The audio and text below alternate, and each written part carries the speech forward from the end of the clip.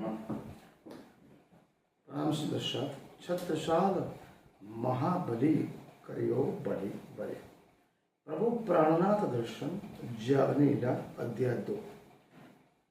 सर्वप्रथम इस विषय की चर्चा करने से पहले जागनी लीला क्या है? क्या इससे पहले इस कालमय के ब्रह्मांड में 28वें कलयुग में क्या कोई लीला नहीं हुई? आज से 5000 साल पीछे जाए त्रेता युग,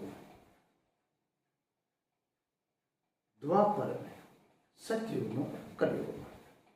द्वापर युग में देखा जाए तो महाभारत काल पूर्ण पुरुषोत्तम श्री कृष्ण परमात्मा जब वो 11 वर्ष और 52 दिन ब्रज और रास की जो लीलाएं हैं गोकुल 11 वर्ष 52 दिन के श्री कृष्ण की जो लीला है उस लीला में अगर देखा जाए तो सर्वश्रेष्ठ पूर्ण ब्रह्म परमात्मा श्री जी अक्षरातीत का आवेश, विष्णु का तन अक्षर की आत्म और अक्षरातीत का आवेश रूप में जो लीलाएं की वो ब्रज रास की लीलाएं थी। देखा जाए तो ब्रज की जो लीलाएं थी सभी नींद में हुई थी, जबकि जो रास की जो लीलाएं हैं वो अर्ध जागृत अवस्था में हुई, स्वप्निल अवस्था में हुई। जबकि जागनी जो लीला है केवल और केवल पूर्ण परमात्मा अक्षरातीत श्री राजी स्वयं आए, प्रकट हुए, अपने ब्रह्मात्मा को जगाया, इसीलिए इसे जागनी लीला कहा गया है। मोहम्मद श्री प्राणनाथ जी महाराज यहां स्पष्ट करते हैं कि आसक्ति, किसी भी मानव की आसक्ति का परित्याग एवं सांसारिक विषय के प्रति विरक्ति होना ही आत्मिक जागृति का प्रथम लक्षण है। देखिए, मनुष्य अग्रहण की निंद्रा में ऐसा सोया हुआ है, उसे जगाने का महामती श्री प्राणनाथ जी महाराज ने सनिष्ठ प्रयत्न किया। जब आत्मा परमात्मा से मरने के लिए व्याकुल हो जाती है, उत्कंठित हो जाती है, लालायित हो जाती है, तो समझना चाहिए संसार से उसकी विरक्ति, संसार से उसकी आसक्ति खत्म होना शुरू हो गई। आसक्ति का परित्याग ही वैराग्य की एक बहुत बड़ी परिस्थिति है। वैराग्य आसक्ति का प्रथम सोपान है।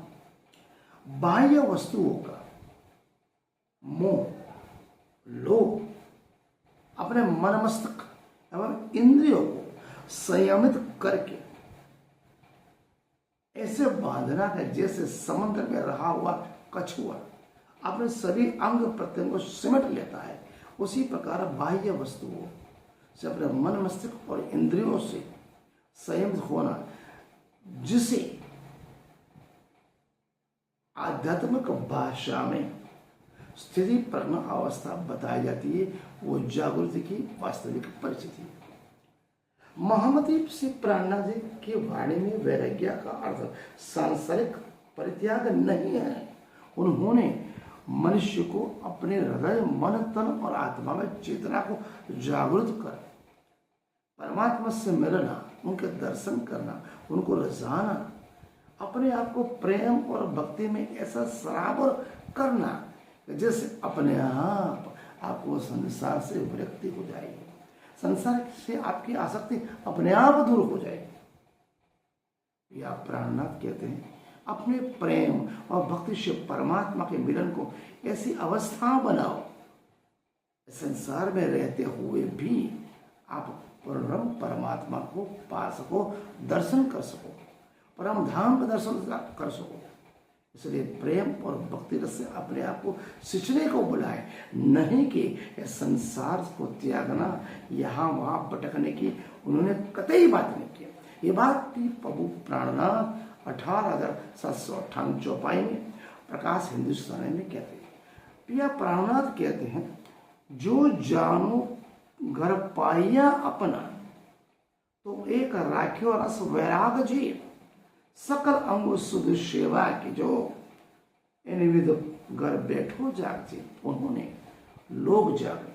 मोहम्मद से प्राणा जी माने केवल अपने आप को नहीं जगाया, समग्र ब्रह्मांड में आई हुई परम धाम से 12,000 ब्रह्म सृष्टि है, साथ ही इस ब्रह्मांड में आई हुई ईश्वर सृष्टि एवं जल सृष्टि लोक जागने का पर्याय उन्होंने रखा।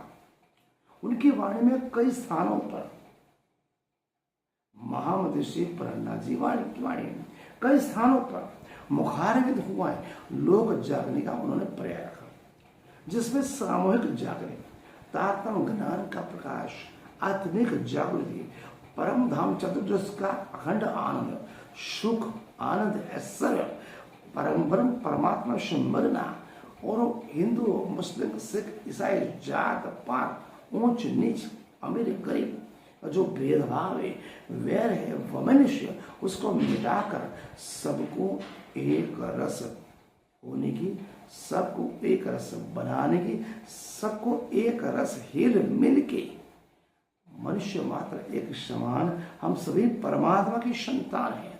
परमात्मा ने हमको बनाया है, अगर हम परमात्मा की संतान हैं हमें एक दूसरे के साथ वैर विमर्श मिटाना चाहिए। इस बात की पुष्टि भी प्रभु प्राणनाथ कलश ग्रंथ में इस प्रकार करते हैं। पिया प्राणनाथ क्या कहते हैं?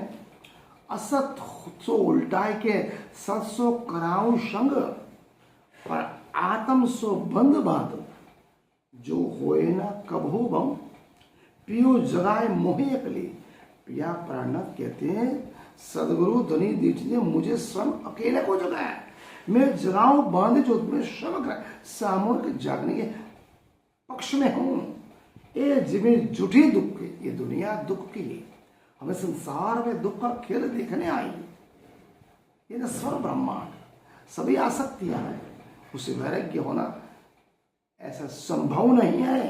सो कर देऊं सत सोए, तारतम ज्ञान मनुष्य मात्र को जागृत करता है। जागृत अवस्था में ही मनुष्य मात्र की अगर चेतना जागृत हो जाती है तो उसके हृदय मन तन और आत्मा में मिटे सभी संशय शंका कुशंका सभी भेद स्वतः मिट जाते हैं और मनुष्य ब्रह्म रूप में अपने आप को स्थिर कर सकता है। महामति प्राणनाथ कहा है सकल संसार को मैं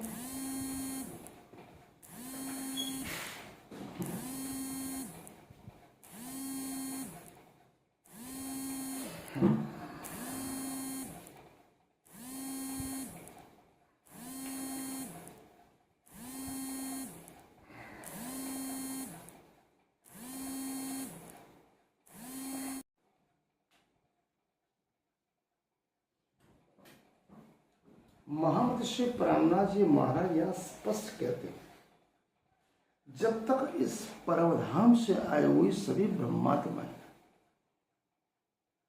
कि समस्त के अगर मैं आत्मा की जागृति न कर दूं, सकल संसार को जगा न लूं, परमधाम का दर्शन करा न लूं, परमधाम का अखंड सुख न दे सकूं, तब तक मेरा इस धराधाम पे जन्म लेना सफल नहीं होगा।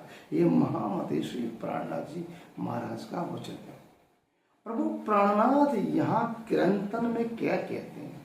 पिया प्राणनाथ कहते हैं सुता होय सो जागियो, जागा सो बैठा होय, बैठा ठाड़ा होइयो, टाड़ा पाऊ भरे आगे सो। आगे क्या कहते हैं? कल सुन जागो जगाओ जुगत सो, छोड़ो निंद विकार, पहचान करो पीयूषो, सुकल करो अवतार। महामति श्री प्राणनाथ जी महाराज यह सामूहिक जागने के पक्ष में आत्मिक उत्थान एवं अपने संगी साथी आत्माओं की समवेत जागने के पक्ष में प्रिया प्राणनाथ है। इसलिए वो कभी भी कभी आत्मिक आत्मविश्वास ईश्वरीय लीलाओं से प्रकट होते।